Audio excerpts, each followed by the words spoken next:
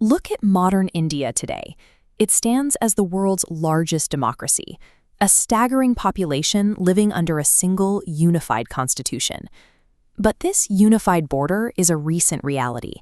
For most of its existence, the subcontinent was a dizzying mosaic of warring empires, foreign invasions, and violent rebellions. The roots of the Indian identity stretch back long before modern states existed. Around 3000 BCE, massive urban centers like Mohenjo-daro anchored the Indus Valley civilization. To understand how this fractured landscape eventually became a single republic, we have to trace a continuous 4,500-year bloodline of conquests, philosophical breakthroughs, and revolutionary struggles. Around 1500 BCE, the arrival of the Aryans introduced a profound spiritual baseline. They drafted the four Vedas, texts that established rituals and philosophies still practiced thousands of years later. Over time, the focus shifted from strict ritual to deep philosophical inquiry. This environment birthed radical new ways of thinking, highlighted by the birth of Buddha in Lumbini.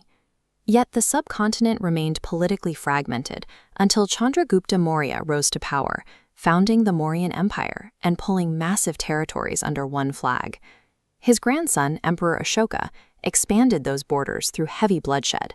But the horrors of the Kalinga War in 261 BCE caused a sharp pivot.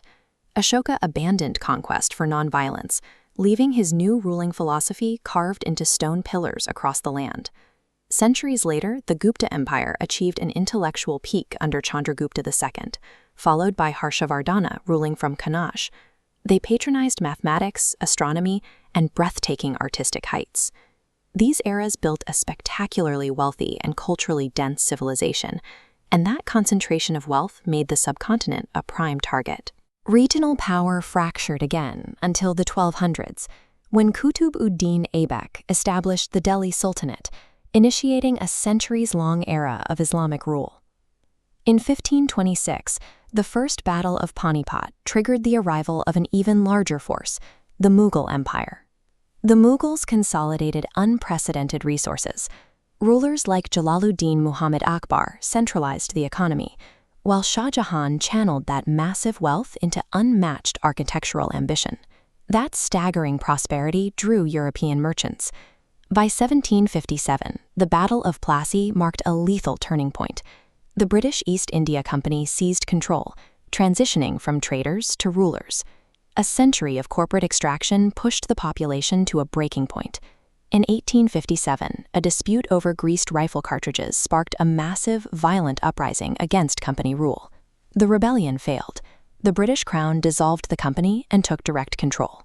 Indians were now subjects of a heavily exploited global colony, forcing them to devise entirely new strategies to survive. The resistance started with an intellectual awakening.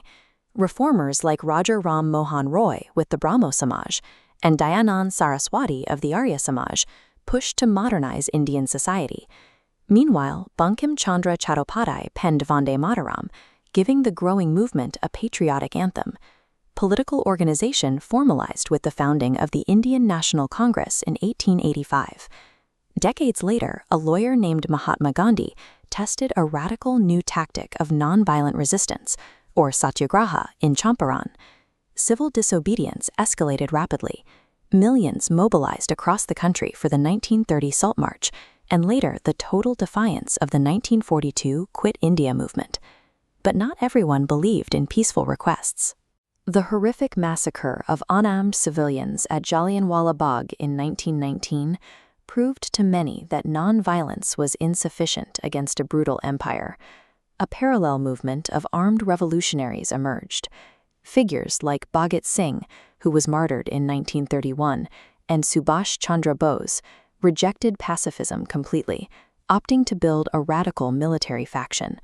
Coining the rallying cry Jai Hind, Bose organized the Azad Hind Fauj. He intended to strike from the outside with an actual, organized army. Ultimately, it was the crushing dual pressure of millions engaged in mass civil disobedience, combined with the credible threat of military mutiny, that broke the grip of the British Empire. The defining break arrived on August 15, 1947. Decades of relentless struggle finally forced the British to leave. But independence was only the starting line.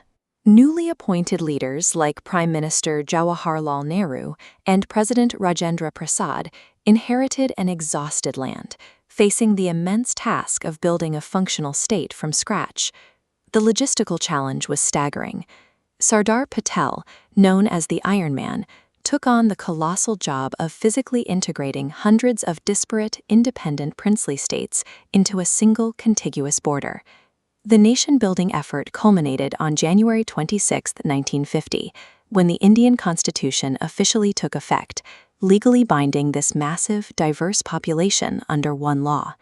The modern Republic of India is a direct product of its deep past. It absorbed thousands of years of golden ages, devastating colonial exploitation, and fierce rebellions, weaving every piece of that history into a single democratic destiny.